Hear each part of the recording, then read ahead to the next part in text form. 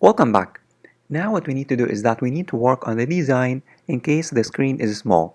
So if you minimize the width of the screen, as you can see, the design will be like this. And I don't want this. Instead, in case the screen is small, we need to hide this side menu and display only the dashboard and display a button that's gonna show or hide the side menu. So let's start working on this. So the first thing that we need to do is that we need to minimize the screen because we need to check the design as long whenever the screen is small. So let me keep it like this. So let me head on over to CSS and let's start working on the responsive design. So in the CSS, the first thing that we need to do is that we need to add a media query. And if you don't know what a media query is, a media query is just a piece of code that is going to be applied only in case the screen is smaller than a certain screen width. So the screen width for most tablets, the screen is smaller than 800 to 700 pixels. Therefore, we can here say media and then maximum width, max width is 769 px. Why did I choose this number? Because most tablets and devices that have smaller screens than PCs have a maximum width of around 700 to 800. So this is going to be applied to any device that has a screen width 769 or less. And it's recommended to use this number. You can use 800. Some use 800. You can here say 800. But 669 is recommended. So here I'm going to say max width. So this code that I'm going to type here will only be applied in case the screen is small or has, I should say, has 769 pixels. So in case the screen has 769 pixels or less, maximum width is this. Then I want the menu. I want this menu to have the following. I'm going to say here menu. And then I want the menu to have a width that is 270px, and I want the position to be fixed, and I want the left to be minus 270 pixels. So what does this mean? This is going to hide the menu. Let me show you now. If I refresh now, the menu will be hidden. So as you can see, so this is gonna hide the side menu, but the design was ruined now. So we need to fix the design. So to fix the design, we need to fix the interface. So I'm gonna say here interface, and for the interface now, the design is gonna be the following. First, we need to make the width 100% because now the interface should take the complete screen width. Therefore, I said here 100%. And also we need to give it a margin 0. The margin left 0 because we don't want any margins anymore from the left. And the display is going to be inline block. And lastly, I'm going to add transition. I'm going to say here transition. But let me keep this later because I want to explain something important. So this is for the interface. Let me now refresh. So the interface should take now the complete width. However, we need to fix the upper side. We need to fix this bar. And to fix this bar, we need to say interface dot navigation. And for the navigation, I'm going to increase the width to be 100%. And this is going to fix it. Now let me show you that now it's 100% and it has been fixed. The next thing that we need to work on is these boxes. So for these boxes, first I'm going to say values, and the values will have padding 30 top, 30 right, 0 bottom, and 30 left. And also the justify content will be flex start, because I want them to start from here. Now if I refresh, as you can see, they will start from here, and the padding will be 30, 30, 0, and 30. So this is for the values. However, we need to fix the value boxes. We need to fix each single box. So for each single box, first I'm going to say values, val box. For each single box, I'm going to give it padding of 16 px, top and bottom, and 20 left and right. And I'm going to give them also margins. The margin is 10 top, 20 right, 10 left, 10 bottom, and 0 left. Now, guess what? Now if I refresh, let me here, I have a problem here. I should here say box, val box.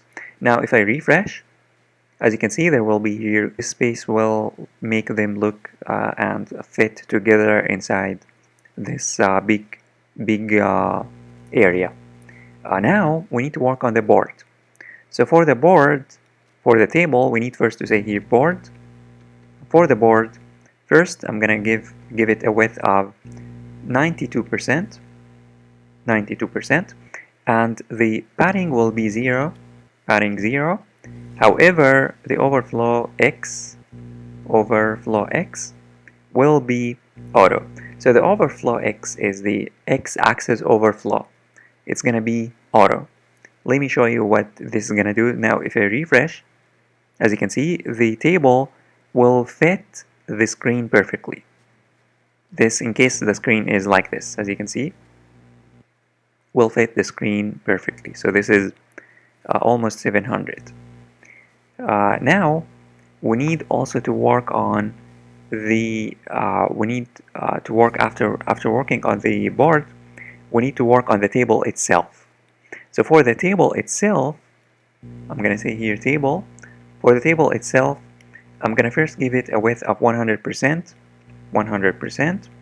and the border collapse will be collapse. Border collapse,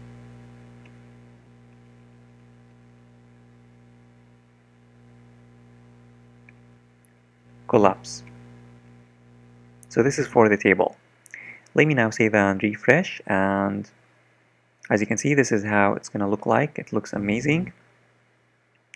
Now what we want to do is that we want to work on the menu button. Remember, I removed the button from here. However, we need now to display the button in case the screen is small. And to do this, we need to say here menu btn display initial. This is gonna display the menu button. As you can see, the menu button will be displayed. And I'm gonna add a class called menu active. I'm gonna say here menu dot active, and this class will have a left 0 pixels. Why do we need this class? This class will be applied in case the menu is active. In case we have this menu, then we need to hide the button. Therefore, we need this class. And what I'm gonna do now is that I'm gonna work on showing and hiding the menu.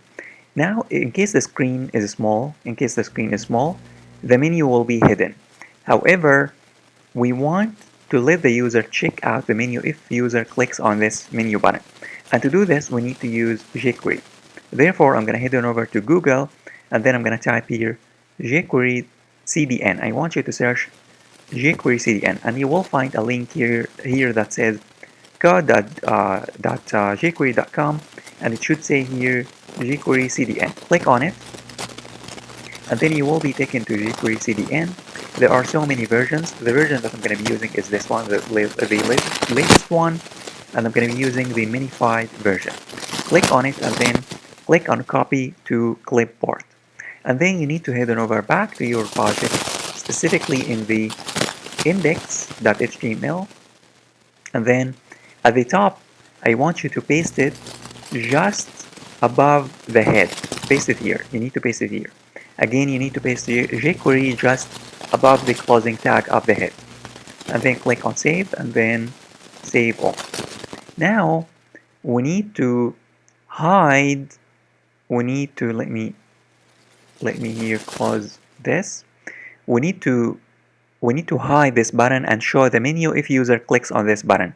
And to do this, in the bottom of the index, what I'm going to do is that here, just above the closing tag of the body, I'm going to create a script. I'm going to say here script, and then I'm going to use jQuery. So here, in order to use jQuery, I'm going to use the $sign here, and then I'm going to point to the menu button ID. I'm going to say here hash menu button, and then I'm going to say dot click, and then if user clicks on this, we want to show the menu. So I'm going to say here click function, and then what we want to do is that we need to say $sign and then menu and then dot toggle class, and then we need to display, we need to